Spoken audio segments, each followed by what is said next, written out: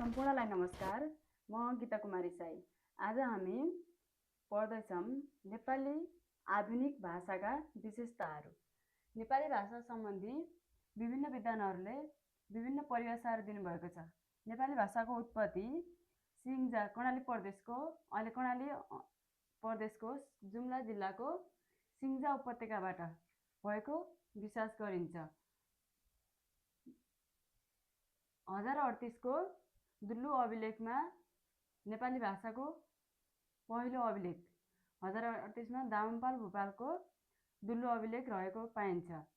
त्यस्तै नेपाली भाषा सम्बन्धी विभिन्न विद्वानहरूले विभिन्न परिभाषाहरू दिए पनि आज हामी पढ्छौँ त्यो अघिल्लो पाठमा पढ आफ्नै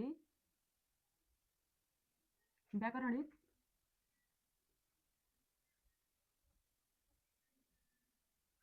व्यवस्था हुनु।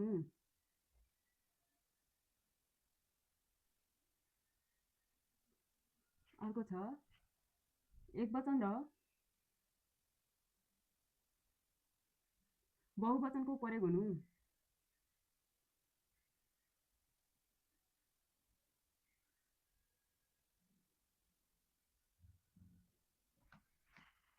लिङ्ग,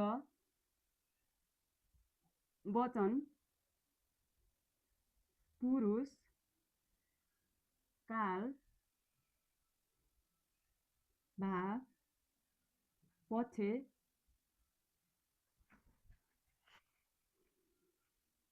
ध्रुवीयता,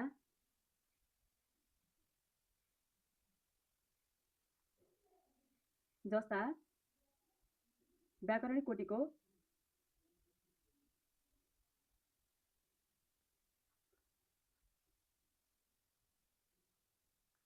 व्यवस्था हुनु।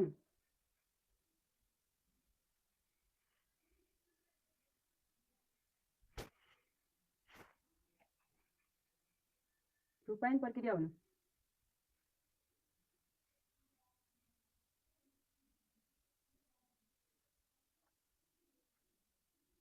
हामीले अहिले यति लेखौँ नेपाली भाषाका आफ्नै व्याकरणिक व्यवस्था हुनु, एकवचन र बहुवचनको प्रयोग हुनु, लिङ्ग, वचन, पुरुष, काल, भाव, पक्ष, ध्रुवीयता जस्ता व्याकरणिक कोटिको व्यवस्था हुनु, रूपायन प्रक्रिया हुनु।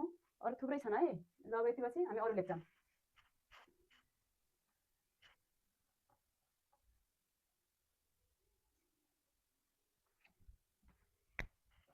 स्त्रीलिङ्गी र पुल्लिङ्गको प्रयोग हुनु।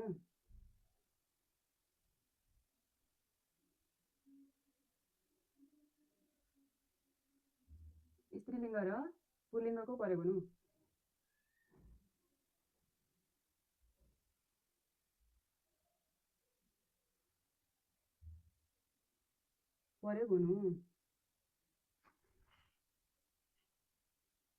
वर्तमान,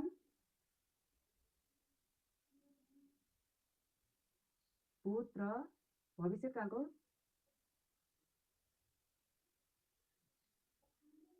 प्रयोग हुनु।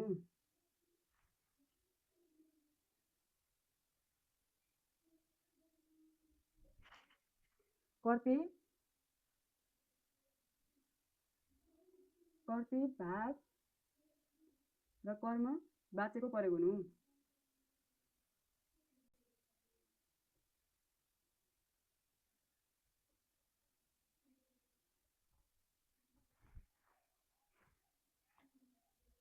कर्ता, कर्म र क्रियाको पदक्रममा वाक्य निर्माण हुनु।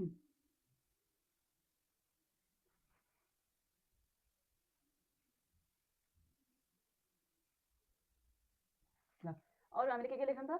स्त्रीलिङ्ग र पुल्लिङ्गको प्रयोग हुनु, वर्तमान, भूत र भविष्यकालको प्रयोग हुनु, कर्ती, भाव र कर्म वाच्यको प्रयोग हुनु, कर्ता, कर्म र क्रियाको पदक्रममा वाक्यको निर्माण हुनु।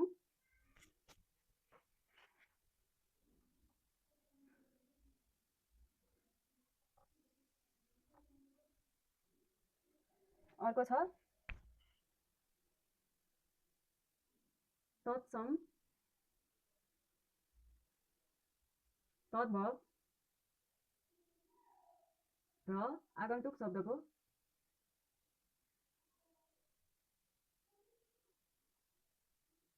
व्यापक प्रयोग गरिनु।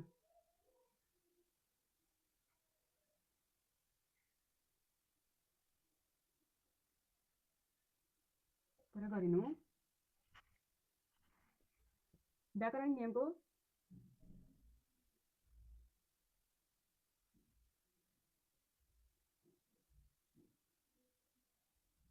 नियमको ख्याल गरिनु।